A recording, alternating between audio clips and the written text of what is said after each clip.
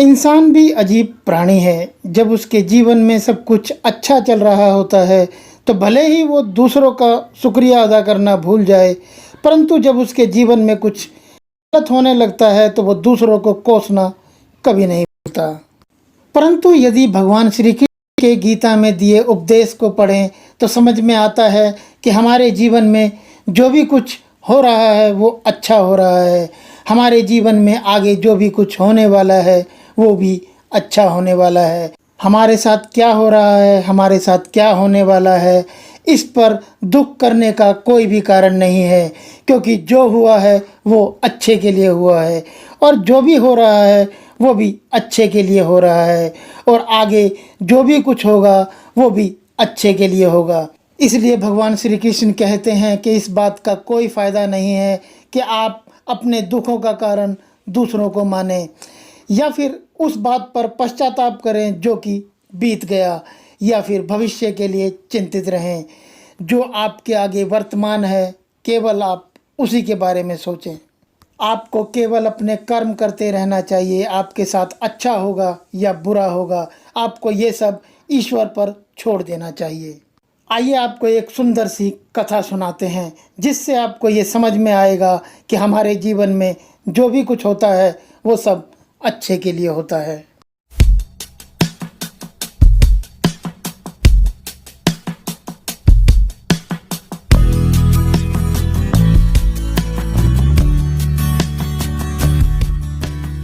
एक बार एक बहुत अमीर व्यक्ति समुद्र के किनारे खड़ा था।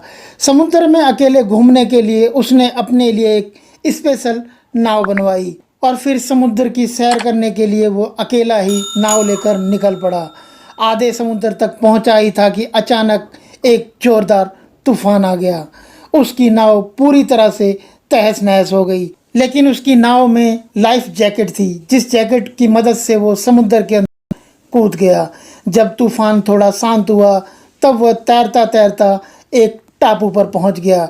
टापू के चारों तरफ समुद्र का पानी था। उसे दूर दूर तक कुछ भी नज़र नहीं आ रहा था सिवाय पानी के। अब धीरे धीरे टापू पर पूरा दिन बीतने लगा। वो ईश्वर से हाथ जोड़कर प्रार्थना करने लगा कि हे ईश्वर, मैंने कभी भी अपने जीवन में किसी का बुरा नहीं किया। मुझे आपने धन दौलत हर ऐशो आराम सब कुछ दिया। मैंने उससे गरीबों की मदद की, लेकिन फिर भी आपने मेरे साथ ऐसा क्यों किया। अब इस तरह पूरा दिन उस टापू पर उस आदमी का गुजर गया। उस आदमी को लगने लगा कि अब उसे पूरा जीवन इस टापू पर अकेले ही बिताना पड़ेगा, क्योंकि इस टापू पर ना तो कोई आता है ना कोई जाता है, ना ही कोई उसे बचाने वाला है। तब उस आदमी ने सोचा कि जब मुझे पूरा जीवन इस टापू पर ही व्यतीत करना है तब मुझे इस टापू पर उगे हुए झाड़ और पत्ते खाकर ही व्यतीत करना होगा। तो मैं क्यों ना अपने लिए एक यहाँ पर इन झाड़ और पत्तों से झोपड़ी बना लूँ, ताकि मैं अपना आगे का जीवन व्यतीत कर सकूँ। क्योंकि अब मेरी भगवान पर से श्रद्धा उठने लगी है। अब मुझे भगवान पर विश्वास नहीं रहा। फिर उसने अपने लिए एक झाड़ और पत्तों से झोपड़ी बना ली। परंतु रात को अचानक मौसम बदल गया और ज़ोर ज़ोर से बिजलियां कड़कने लगी। अचानक एक बिजली उसकी झोंपड़ी पर गिरी और झोंपड़ी धधकते हुए पूरी तरीके से जल उठी। ये देखकर वो आदमी टूट गया। आसमान की तरफ देखकर बोला कि भगवान, तू सच में नहीं है। मैंने तेरे जैसा क्रूर कभी नहीं देखा। वो जिस तरह से भगवान को कोस सकता था उसने हर तरह से भगवान को कोसा। अब वो व्यक्ति पूरी तरह से हताश हो चुका था। सर पर हाथ रखकर ज़ोर ज़ोर से रो रहा था कि अचानक उसने देखा कि समुद्र के अंदर एक नाव टापू के पास आ रही है। नाव से उतरकर दो आदमी बाहर आए और बोले कि हम तुम्हें बचाने आए हैं। अब उस आदमी की खुशी का ठिकाना नहीं रहा। उसने नाव में आए उन आदमियों से पूछा कि आपको कैसे पता चला कि मैं इस टापू पर फंसा हूँ। तब उन्होंने कहा कि हम भी इस वीरान टापू की तरफ कभी नहीं आते हैं, लेकिन हमने देखा कि इस टापू से एक धुआं उठ रहा है। हमें दूर से जलता हुआ कुछ नज़र आया, इसलिए हम इस टापू पर किसी को मुसीबत में फंसा हुआ समझकर बचाने के लिए चले आए। यहाँ आकर देखा कि आप इस टापू पर फंसे हुए हैं।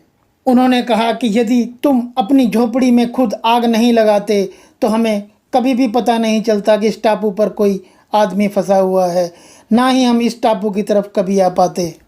तब उस आदमी की समझ में आया कि सच में ईश्वर है। हमारे साथ जो भी कुछ होता है वो सब कुछ वही करता है, हमारे साथ जो भी कुछ होने वाला है वो भी सब वही करता है।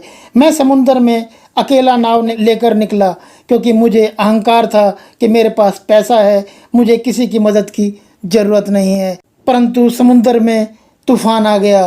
तूफ़ान में नाव तहस नहस होने के बाद भी ईश्वर ने मुझे इस टापू तक सुरक्षित पहुंचा दिया। इस टापू पर मैंने झोपड़ी बनाई तो मैंने उस झोपड़ी के जलने का दोष भी ईश्वर को दिया। लेकिन ईश्वर ने भी अगर उस झोपड़ी में आग लगाई थी तो वो इसलिए लगाई थी कि मैं इस टापू से सुरक्षित निकल सकूं। अब उस आदमी की सब कुछ समझ में आ चुका था कि हमारे साथ जो भी कुछ होता है सब कुछ अच्छे के लिए होता है। हमारे साथ जो भी कुछ होने वाला है वो भी सब अच्छे के लिए होने वाला है। हमें कभी भी अपने साथ अच्छा हुआ या बुरा हुआ इसका दोष दूसरों पर या फिर ईश्वर पर नहीं डालना चाहिए। उस आदमी की आंखों से आंसू गिरने लगे। उसने ईश्वर से माफ़ी मांगी और बोला कि मुझे क्या पता कि आपने मुझे बचाने के लिए मेरी झोपड़ी लाई थी। आप भले ही कुछ भी भूल जाइए मगर अपने जीवन में एक बात हमेशा याद रखिए कि दिन चाहे सुख के हों या दुख के, भगवान अपने भक्तों के साथ हमेशा रहते हैं। आपको हमारा आज का ये वीडियो कैसा लगा हमें नीचे कमेंट कर ज़रूर बताएं और नीचे कमेंट बॉक्स में जय श्री कृष्णा लिखना बिल्कुल ना भूलें। यदि आपको ये वीडियो पसंद आया हो तो इस वीडियो को लाइक और शेयर ज़रूर करें अपने दोस्तों के साथ व्हाट्सएप और फेसबुक पर। अगर अभी तक आपने इस चैनल को सब्सक्राइब नहीं किया था तो नीचे लाल वाले सब्सक्राइब के बटन को प्रेस कर चैनल को सब्सक्राइब कर लें। बराबर में बेल का आइकॉन है उसे भी जरूर प्रेस करें ताकि इस चैनल पर जब भी कोई नया वीडियो अपलोड करें तो उसका नोटिफिकेशन आपको सबसे पहले मिल जाए। यदि आपने चैनल सब्सक्राइब किया हुआ है तो आपका बहुत बहुत धन्यवाद। जय श्री कृष्णा।